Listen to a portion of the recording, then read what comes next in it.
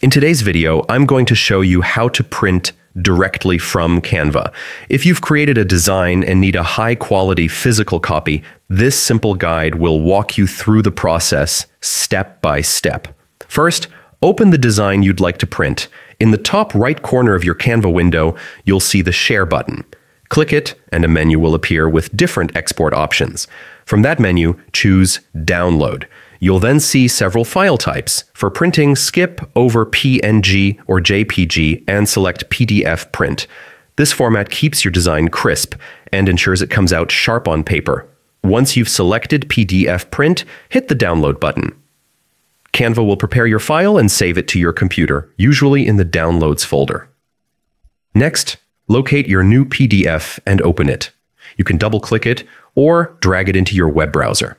At the top of the window, look for the printer icon and click it. This will open your printer settings. Here you can select your printer, the number of copies, page orientation, and whether you'd like to print in color or black and white. Double-check your settings, then click Print.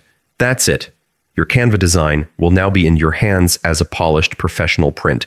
With just a few clicks, you can turn your digital creations into physical copies ready to share, display, or present. Thanks for watching.